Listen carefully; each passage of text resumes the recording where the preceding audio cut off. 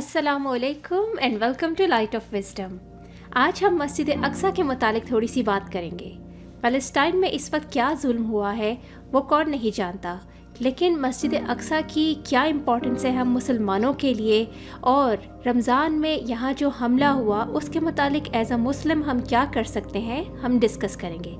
तो चलें स्टार्ट करते हैं। अल्लाह ताला ने मस्जिद अल अक्सा और उसकी सरजमीन के मुतालिक ख़ास तौर पर कुरान मजीद में बात की है और इसे बरकत वाली ज़मीन करार दिया है। इसको हॉली लैंड भी कहा जाता है।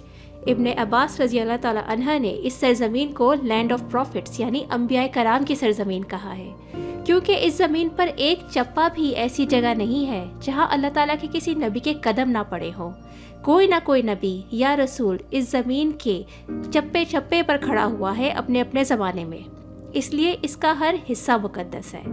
नबी करीम सल्लल्लाहु अलैहि वसल्लम के इरशाद के मुताबिक जब हज़रत मूसा अलैहिस्सलाम का इंतकाल हो रहा था तो वो अल्लाह ताला से दुआ मांग रहे थे कि उनका इंतकाल इस मुकद्दस ज़मीन के करीब हो।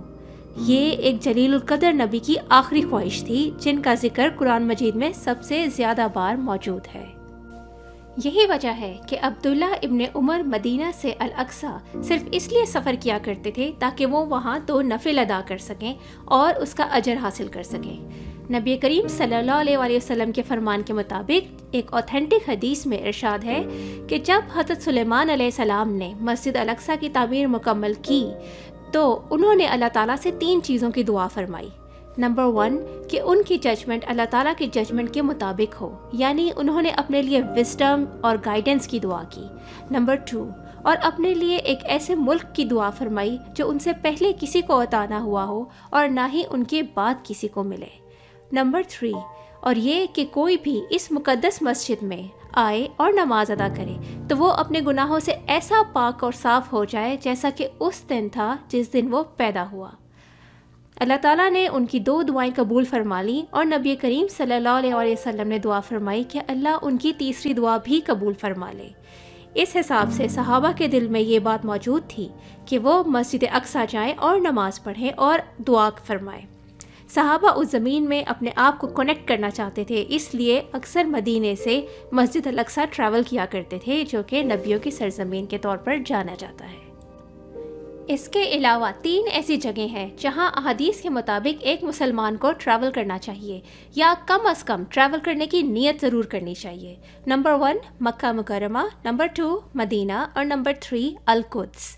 इससे ये पता चलता है कि इन 3 जगहों की कितनी इम्पोर्टेंस है हर मुसलमान के लिए, और हर मुसलमान को इमोशनली और स्पिरिचुअली अपने आप को इनसे अटैच करना चाहिए। तो जब अल्लाह ताला ने मस्जिद अक्सा को इतनी इज़्ज़त बख्शी है तो डेफिनेटली एज अ मुस्लिम हमारे लिए भी इस ज़मीन यानी फ़लस्तीन और इसकी मस्जिद की इतनी ही इज़्ज़त होनी चाहिए जितनी कि हम सऊदिया और मस्जिद हराम की करते हैं। मसलन अगर हम ये सोचें कि सऊदी अरेबिया और खाना काबा पर कोई हमला करे तो जिस तरह हमें गुस्सा आएगा और हम तड़पेंगे, बिल्कुल उसी तरह हमें मस्जिद अक्सा और अपने फ़लस्तीनी बहन भाइयों के लिए भी महसूस करना चाहिए। उन पर रमज़ान जैसे इम्पॉर्टेंट महीने में आखिरी 10 मुकद्दस रातों में इबादत में मसरूफ़ जब हमला हुआ तो ये एक बेहद दिल दुखा देने वाली बात है। आप इमेजिन करें कि उन लोगों को जो वहाँ उस वक्त मस्जिद अक्सा में हमला के दौरान नमाज पढ़ रहे थे, अल्लाह ताला ने उनको क्या रिवॉर्ड अदा किया होगा, क्योंकि वहाँ तो आम दिनों में नमाज पढ़ने का सवाब बहुत ज़्यादा है, तो रमज़ान की आखिरी रातों में जंग की सिचुएशन में वहाँ नमाज पढ़ने का क्या रिवॉर्ड हो सकता है, और स्पेशली उन लोगों का जो शहीद हो गए उन्हें अल्लाह ताला की तरफ से क्या मिला होगा, ये बात तो शायद हम सोच भी नहीं सकते। लेकिन इस दर्दनाक वाक़ये के मुतालिक हम कम अज़ कम अपने दिल में उन लोगों को बुरा ज़रूर जान सकते हैं जिन्होंने ये जुल्म किया है, क्योंकि यही ईमान का कमज़ोर तरीन हिस्सा है।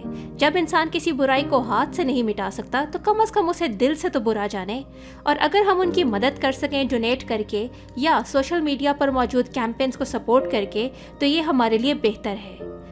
अल्लाह ताला हमारे फ़लस्तीनी बहन भाइयों की मुश्किल दूर फरमाए और उनकी गैब से मदद फरमाए। आमीन। जज़ाकुमुल्लाहु खैरा।